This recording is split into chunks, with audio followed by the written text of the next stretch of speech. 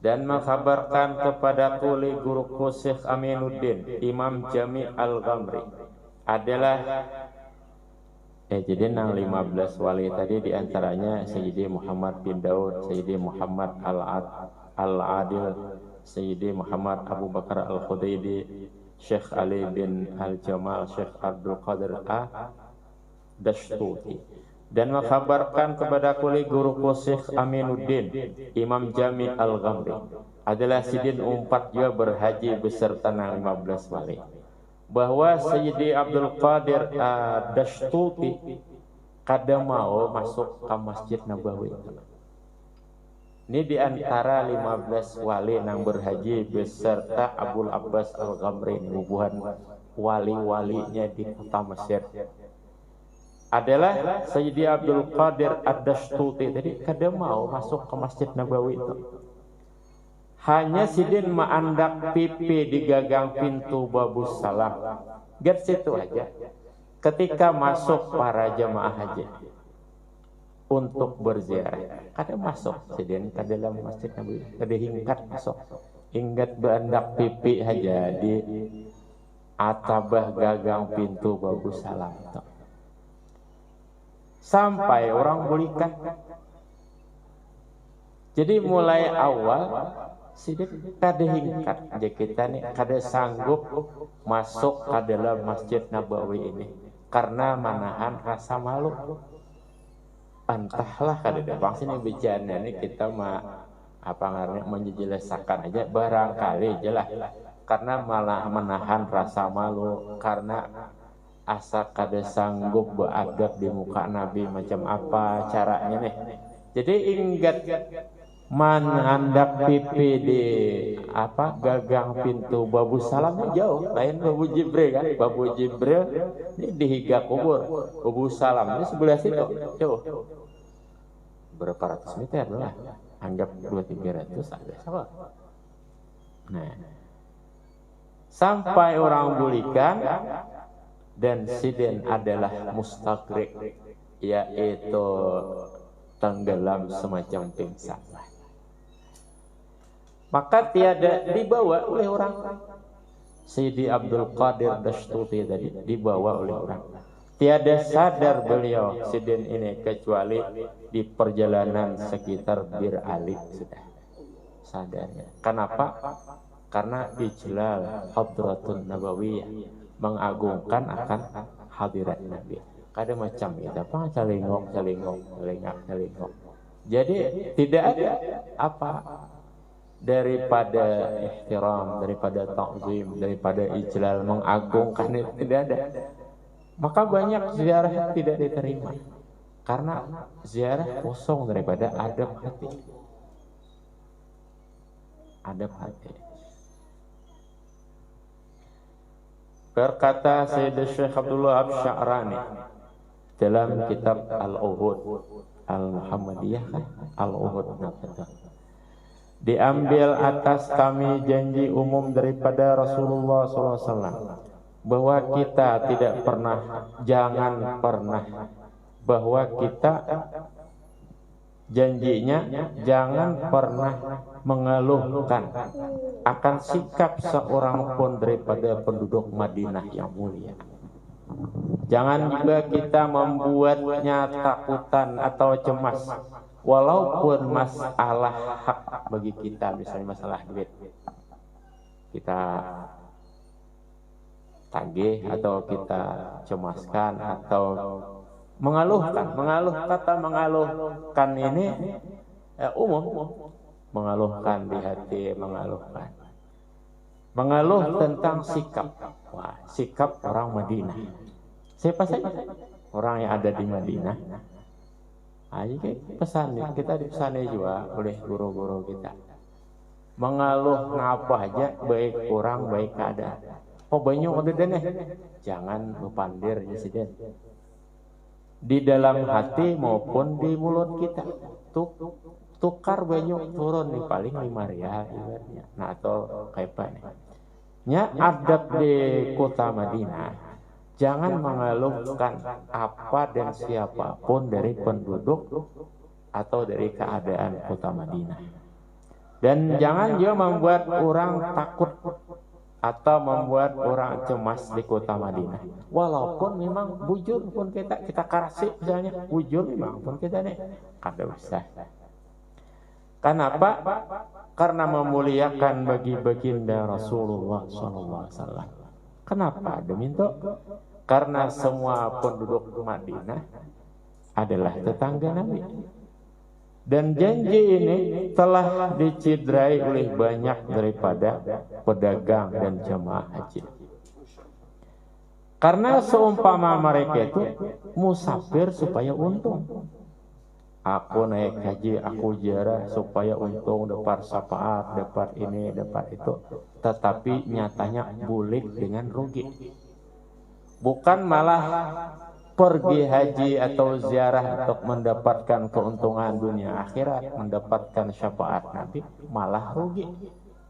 Bulik, rugi duit, rugi uyuh, dan rugi daripada adabnya. Kenapa? Karena li'ikhlalihim bit-ta'zim, mencidrai mereka bagi mengagungkan liman al-wujudu kulluhu fi barakatihi sallallahu, yaitu cidra di dalam mengagungkan. Arti cidra ini melukai rasa pengagungan bagi baginda Muhammad SAW. Dan demi Allah, ini perkataan Syekh Sayyidi Abdul Sya'rani, demi Allah kebanyakan manusia hari ini tiada melewati cintanya kepada Nabi akan apa ini ngarannya, takuk di lehernya. Enggak situ aja, kada sampai ke dalam, kada sampai ke hati. Sepaling kurang mengagungkan Nabi adalah yaitu sebagaimana ia mengagungkan kawan duduk, dan kawan duduk ini adalah raja sepaling raja daripada raja-raja dunia. Kurang daripada itu maka ia kurang iman.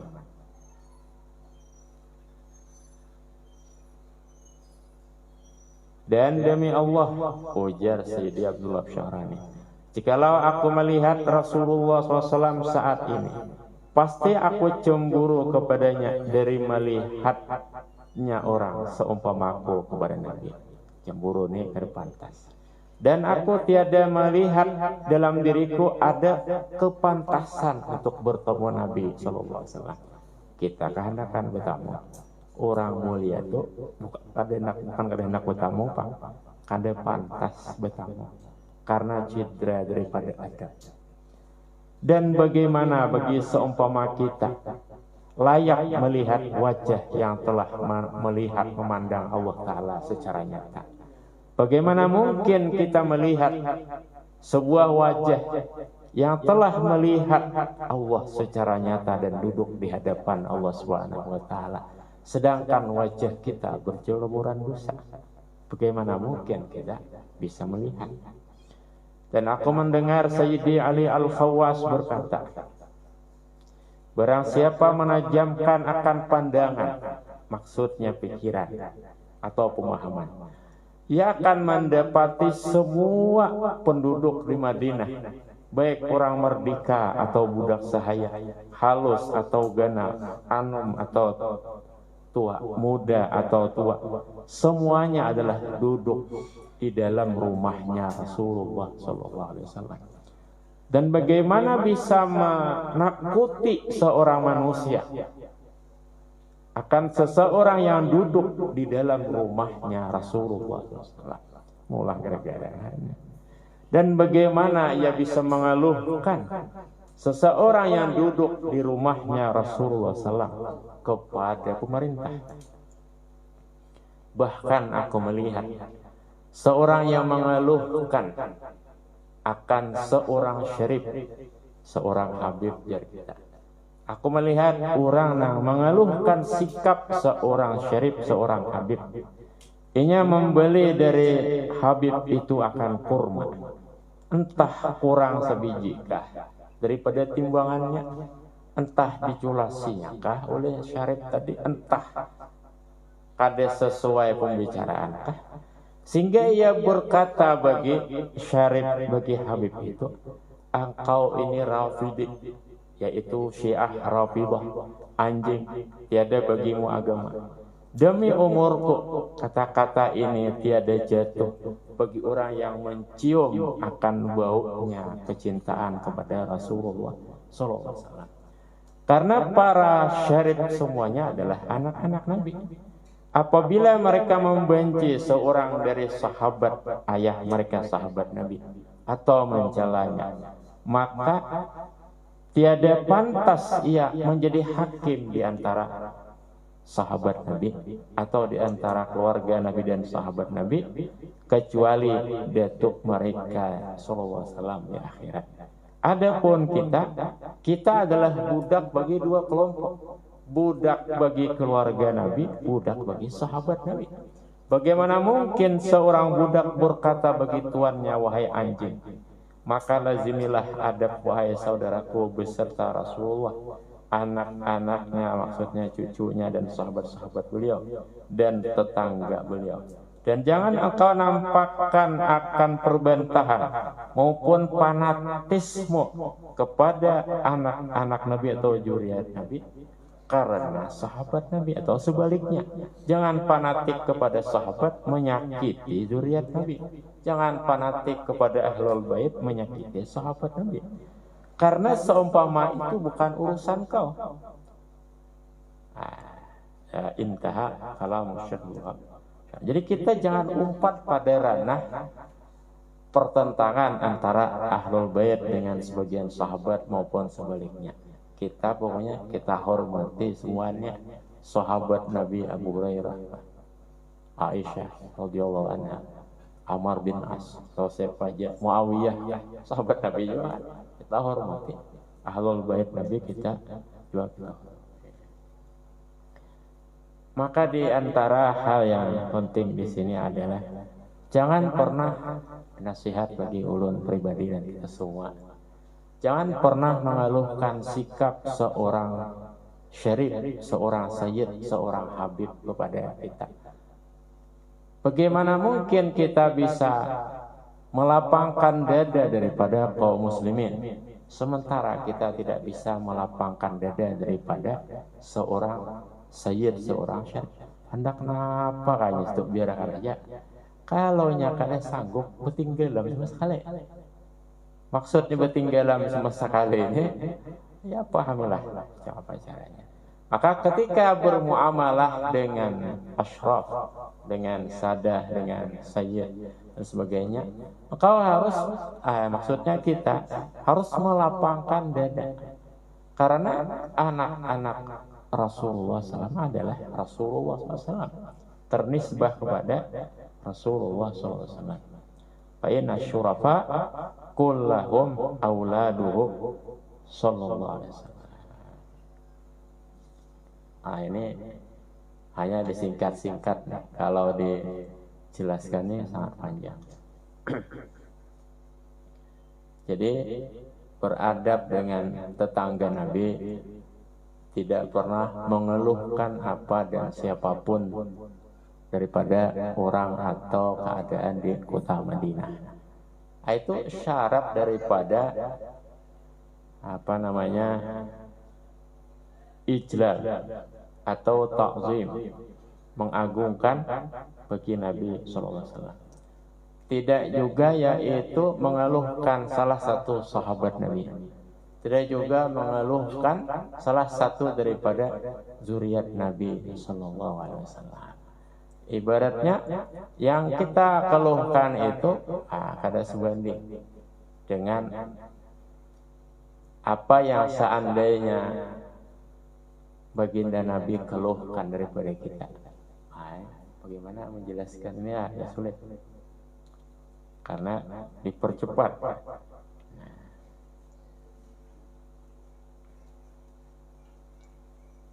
Maka yang terutama adalah daripada adab itu adab batin kita, daripada ziarah, maka yang terutama adalah yaitu mengagungkan di dalam hati. Ketika kita mengagungkan dalam hati, maka sama dengan ziarah. Bahkan Nabi mendatangi. Kita mendatangi ke Madinah misalnya, tapi menciderai daripada adab, maka kadada ujungannya berulah gara-gara ya kita. Nah, maka lebih baik kita agungkan baginda Nabi sallallahu alaihi wasallam dalam hati kita, dengan tetangga beliau, dengan sahabat beliau, dengan keluarga beliau. Arti mengagungkan, jangan pernah mengeluhkan. Oh, Habib ini nampak, ya kita ibaratnya nih, atau kado sah diurus ya kita. Ayo Habib, alun bacakan juga. Nasihat bagi ulun pribadi. Jadi jangan sampai masuk ke dalam hati. Jangan kita mengeluhkan, hendak napakannya situ. Bila kita kada sanggup macam itu, bejo ya udah. Betinggalam arti betinggalam ni bejauh. Mun kada tahan bergaul dengan tetangga Nabi, kada usah ke Madinah. Pacang ke Madinah mengeluhkan sesuatu daripada penduduk Madinah. Kada beradab ngarannya. Kalau ke Madinah, berani-berani ke Madinah, ibaratnya harus menyiapkan dada yang lapang. Dada nang lapang karena bebanyu situ. Dia misalnya banyu nih. Atau ngapa dicupit orang di situ, karena alhamdulillah nih anggap sajalah. Juga. Atau hilang sandal di situ maraja. Ini umpama aja lah, umpamanya nih. Hilang sandal biasa hilang capa maka juhur wah bilang tak kuyak kan apa harnya juhur hilang capa ya kita jangan ada keluhan bagi kita dalam diri kita ini kepada 3 perkara: tetangga Nabi, sahabat Nabi, dan anak cucu Nabi. Nah itu udah. Nah itu. Bilanya kada usah ke Madinah. Bilanya kada tahan, kada usah bergaul dengan anak cucu Nabi. Mengalih manata hati kita. Bila hendak ke Madinah, maka itu syaratnya. Bila hendak bergaul keluarga Nabi, anak cucu Nabi, maka itu syaratnya harus memiliki dada yang lapang. Maka kita disuruh memiliki dada yang lapang kepada semua kaum muslimin, apalagi kepada warga Nabi. Kemudian yaitu topik lain pula. Berkata Sayyidi Syekh Al-Arif Billah Abdurrahman bin Syekh Ali pada awal tahun 910. Hitung bagiku 20 tahun. Kada pernah aku meninggalkan mandi untuk sembahyang subuh. Ini kisah mandi ulang. Karena disebutkan orang mandi sebelum subuh ini ada mugering. La yasqamu mudimu. Orang mengakali mandi sebelum subuh kada mugering. Wa mundu dawamtuhu qalla saqami. Ujar Habib Abdurrahman bin Ali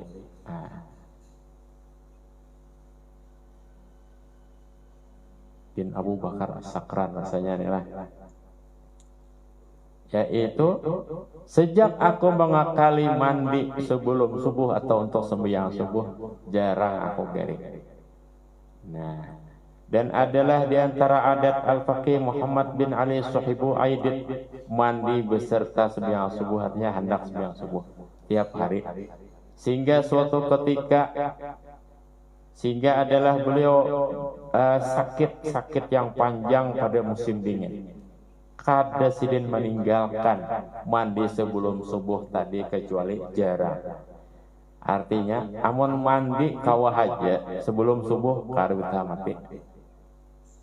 Walaupun kering benar kada mati, soalnya kawah aja mandi. Sebutin ini topik yang ketiga. Nya 3 ini bagus. Nang tadi masalah adab ke Madinah kepada tetangga Nabi, sahabat Nabi, dan anak cucu Nabi. Nang kedua mandi sebelum subuh. Nang kada bobine pun nang kasihan ya. Mundang bobine ini pas saja, makanya bawa bobine.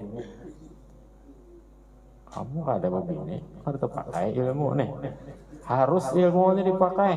Udah ngari ya, kada berfaedah dipakai ilmu. Cuma apa caranya? Wow bine lah. Kawan mandi sebelum subuh. Mau kada bobine, boleh mandi. Dan dikatakan bagi Sayyidina Syekh Abdullah bin Abi Bakar al-Idrus al-Akbar, yakni Qutbul Mala Sultanul Aulia, Syekh Abdullah bin Abu Bakar al-Idrus. Orang bertakun, wahai Syekh, ini ada nama Syekh, ada Habib. Syekh ini menurut beberapa habaib lebih tinggi daripada Habib. Istilahnya nih kan, Syekh ini alim.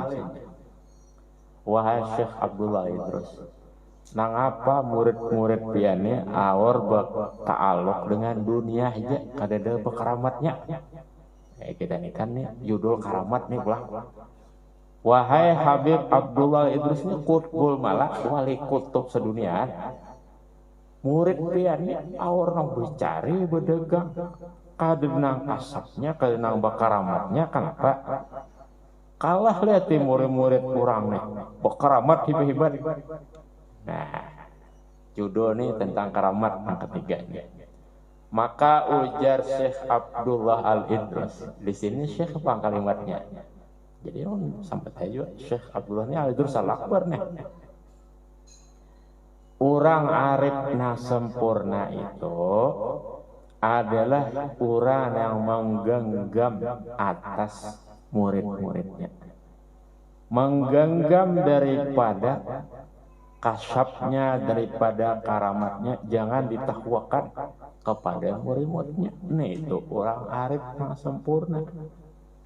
Dan ia menyembunyikan daripada mereka apa yang mereka perdapati daripada buah amal, daripada hal dan kasyaf.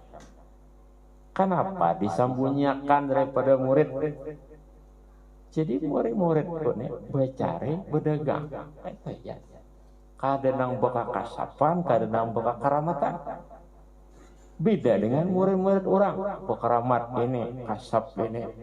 Nah, memang ujar sidin ini Al-Idrus Al-Akbar, Qutbul Mala wa Sultanul Aulia. Orang makrifat sebenarnya, orang wali yang sempurna lah dosa kita ini. Itu orang menggenggam kepada sahabatnya, murid-muridnya. Menggenggamnya artinya menyembunyikan daripada murid-muridnya. Kenapa? Karena takut atas mereka dari perkara yang meruntuhkan amal sesudah mati. Oke, sah karamat kedua pahala lagi. Nah, ini dasar bujur. Urusan nang kisah karamat, kisah ini. Nah, takut kepada mereka sesudah matinya si Al-Arif Al-Kamil ini tadi. Apa yang ditakutkan? Perkara-perkara yang menggugurkan amal. Akhirnya kena urusan yang membanggakan keistimewaan lagi. Kada lagi jadi orang istimewa. Nah, itulah. Jadi murid-murid Syekh Abdullah Al-Idrus ini bertaluk dengan dunia, bercari, berdagang, tapi hakikatnya untuk akhirat.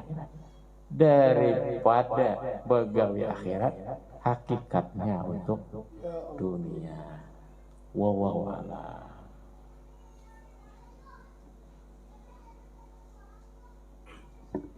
Bismillahirrahmanirrahim. Alhamdulillah rabbil alamin.